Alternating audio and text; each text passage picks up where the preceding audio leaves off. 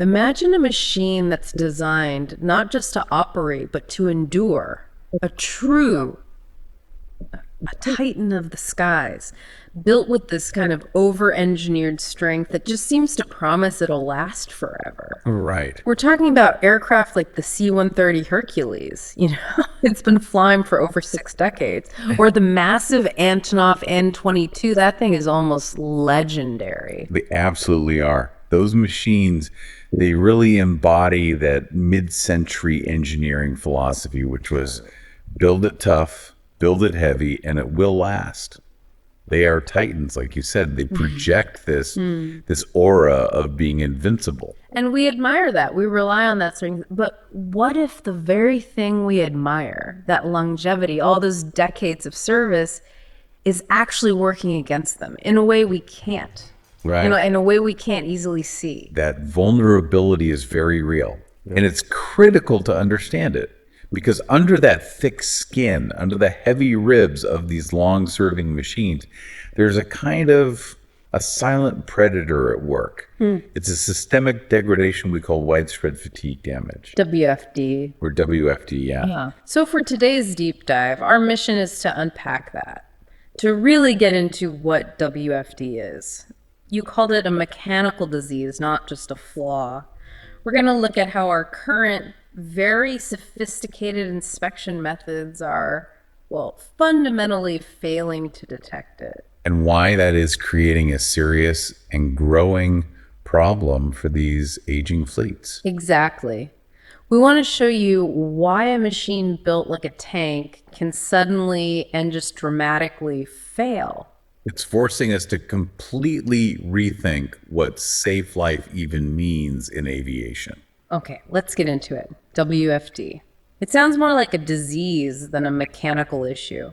When I hear metal fatigue, I imagine one single point of failure. A bad weld or a known stress point where a crack starts. And that's the standard localized fatigue. That's what most people think of. It's an observable singular fault. An inspector can literally see it. They can measure it, track its growth. So we're looking for one defined injury, a single crack that's getting bigger. Precisely. Widespread fatigue damage, though. It isn't an injury, it's a systemic condition. It's the simultaneous buildup of thousands, sometimes tens of thousands, of microscopic fissures, tiny little cracks, all happening across a huge area. A whole fuselage panel, a wing spar. So the damage is widespread, just like the name says, but each individual bit of damage it's too small to even register. Exactly. Think of a sheet of aerospace aluminum. It looks perfect, flawless on the surface, but decades of stress cycles, the cabin pressurizing and depressurizing every single day, the wings flexing under heavy loads, that causes micro damage everywhere all at once. And how does that microscopic damage, how does it actually change the metal itself? Well, that's the critical part. Individually, these little fissures are harmless, invisible. But when their collective density hits a certain point, the material's properties fundamentally degrade. So it's not really aerospace aluminum anymore. Not in the way that matters. It stops behaving like that tough, resilient metal. It loses its ability to transfer stress slowly, and it becomes, our sources describe it as being as brittle as old plastic. Wow. So it goes from something that should bend or tear to something that just shatters. That's it. It becomes susceptible to an instantaneous catastrophic failure. Under a load, it was designed to handle hundreds of times. When one of those tiny fissures finally breaks open, all the nearby flaws just link up instantly. The failure happens in a flash across a huge area. And we have seen this happen. The Turkish C-130 incident. That was a tragic example of this, wasn't it? It was a stark, tragic warning. The investigation found the failure wasn't due to some massive crack that a technician missed. It pointed squarely at the collective action of all these microfissures in a primary structural part, the wing carry-through structure specifically. The part that holds the wings onto fuselage. The most critical part. So the structure failed, not because of one big crack, but because the entire fabric of that component had been degraded by WFD, even though it probably looked fine on the inspection forms. So zero visible cracks can still mean catastrophic failure. Absolutely. And that changes the whole conversation.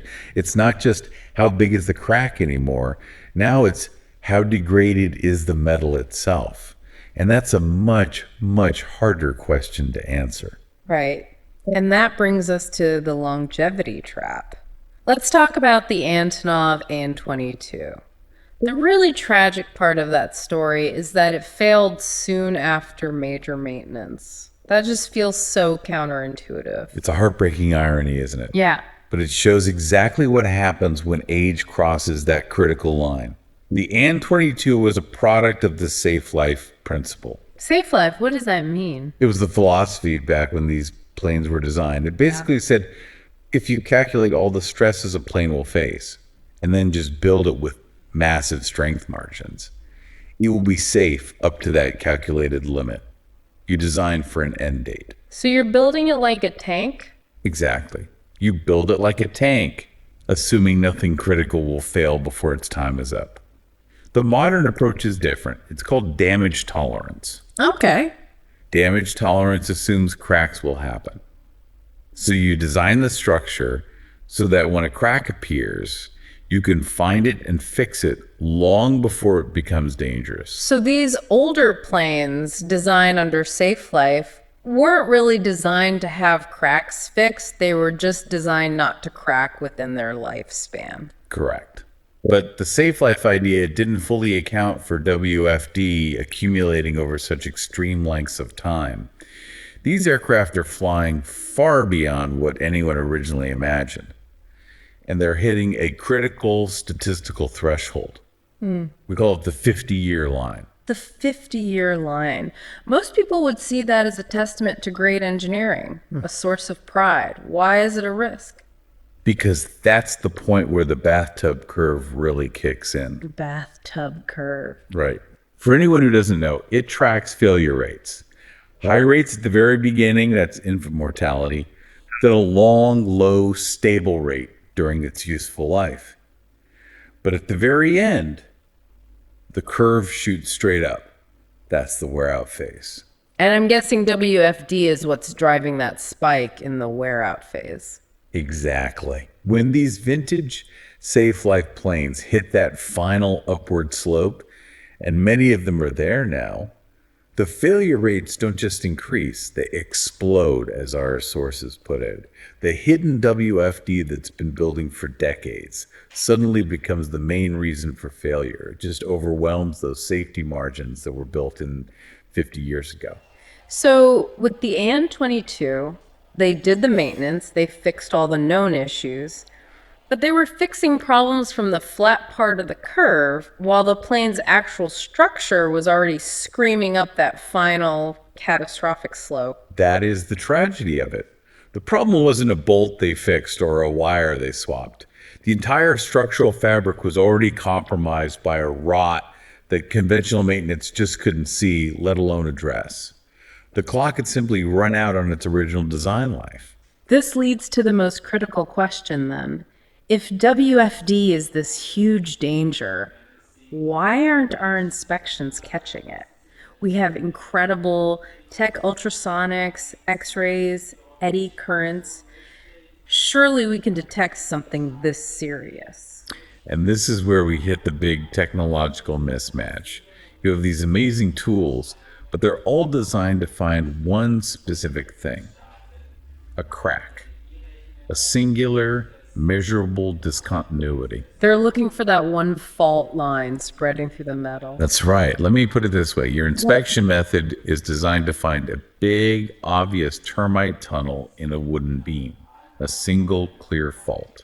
But WFD isn't a tunnel. It's like thousands of separate termite bites scattered all over the entire surface of the wood. So the tool is optimized to find a highway, but the real danger is like gravel spread across an entire field. That's a perfect analogy. Standard methods like eddy current, They need a sufficiently large and continuous flaw to register properly. They just aren't designed to measure the collective density of thousands of disconnected microscopic fissures. So an inspector looks at a part, sees no single critical flaw, and passes it as safe, even if its actual strength has dropped by, say, 40% because of all that micro damage. Exactly. The inspection forms are all green, but the component is fundamentally redlining.